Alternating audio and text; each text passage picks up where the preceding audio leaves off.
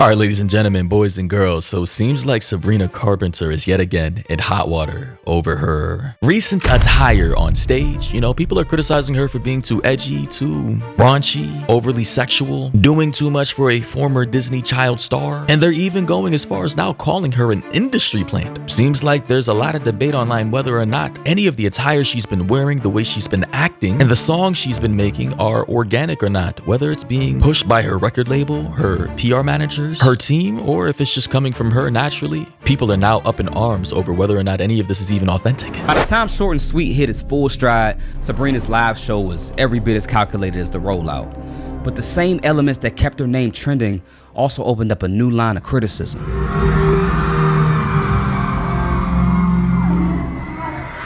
So I'm sure a lot of us are familiar with this clip right here. Sabrina on stage, she bends down on her knees, takes her mic, and simulates as if she was, you know, giving somebody fellatio. Yeah, we've all seen it. Have you ever tried this one? New Juno position unlocked. Juno, I believe, is a song made by Sabrina Carpenter that has a lot of sexually suggestive lyrics or content. That has definitely sparked a lot of debate online whether or not it's appealing to the male gaze or if it's too sexually objectifying and if she's setting women back 1,000 years. The conversation intensified as videos surfaced of her bed cam outro. Backlit curtains showed a dancer lifting Sabrina's legs and mimicking foreplay. There was massive outrage about how she still had Disney Kids fans that were attending her shows while she leaned into her sexually suggestive performances. And Sabrina seems fully aware of what she's getting herself into. Now, here's the thing. I will say, though, that as an artist, you should be able to grow and mature. If that's what you want to lean into, go for it. I'm pretty sure, and correct me if I'm wrong, when it comes to concerts like a Sabrina Carpenter, where there's going to be sexually suggestive content on a stage like this, don't they have a restriction or an age limit for the person purchasing the tickets? I'm pretty sure. Don't quote me. I'm just saying, if you're a listener of Sabrina Carpenter's music, you understand the lyrics and you understand that she's going to be doing this type of stuff at her shows, maybe, I don't know, like, don't purchase this stuff for your kids. Like, if you're under the age of 18, you're a child or whatever, you can't buy it without an ID, I'm pretty sure. So if you have somebody over the age of 18 buying this stuff because they're a fan and they're bringing their kids along with them, then I mean, hey, that's just shitty parenting in and of itself. You can't really blame the artist for that, whether you believe she's doing too much or not. But again, in this day and age, I guess artists and public figures or whatever is supposed to be responsible for what other people's kids see in media. Kind of strange. I think over the last year, I've heard from a lot of people like, wow, like she's just like the horniest girl alive, because sometimes in my songs I say some crazy things on stage.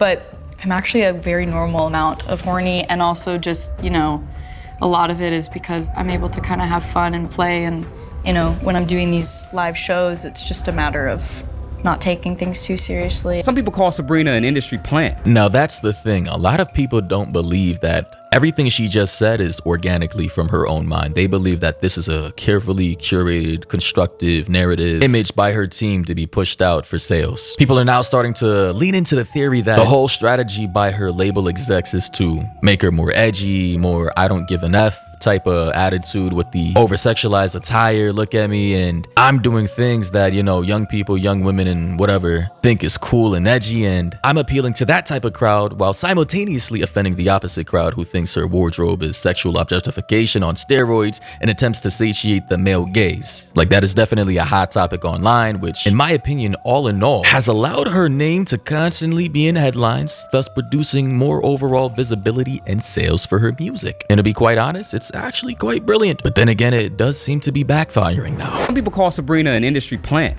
which is kind of subjective, but Sabrina's been in the industry for over 10 years, so that doesn't really apply here. I'm just one of those artists that it took a few tries, and I don't even think of it as it took a few tries to be good or to be successful. I just think maybe for people to understand it and catch on. And by taking a few tries, let me break this down for you. All she really means is going through different identities, different images, different brands to see what sticks and what does not. Pretty much every well-known actor, singer, creator in this day and age has done that. I've done it, obviously. People like Will Smith, Beyonce, Justin Timberlake, Bieber, PewDiePie, anybody you can really think of has gone through different phases of brands, identities, types of of content they make, styles of creation, etc., etc. It's natural for creators to go through these different storylines and arcs to explore different creative styles, and the style of which has seemed to stick for Sabrina Carpenter, that has allowed her to propel herself to mega stardom, appears to be the one that is causing the most division. But what Sabrina does next starts an even bigger conversation. You see, to promote her new album, she posted one picture and set the internet on fire. Sabrina Carpenter just posted a cover photo of her upcoming album, Man's Best Friend, where she's on all fours next to a man. Ah, yes, this image right here with some guy in a suit on some 50 Shades of Grey type of shit set a lot of people on fire. For obvious reasons, the optics, a woman in a dress on her knees, kneeling to a man, grabbing her hair, clenching the hell out of her hair strands in a very submissive position while he's standing over here in the dominant one, obviously sent a lot of people over the edge. Now, some people sent unhappy responses writing, "This is sending us back 5 decades." Previously, I said the narrative is that a lot of people believe that this is sending women back 1,000 years. You know, in this one image, somebody said, "You're sick if you find this attractive." Another person said, "It's not normal for the new generation of pop girls to do things like this. It's neither sexy nor cool. It's just disgusting and objectifying women." Now, here's the thing. Based off of the general consensus that I can see online, whether you're offended by this,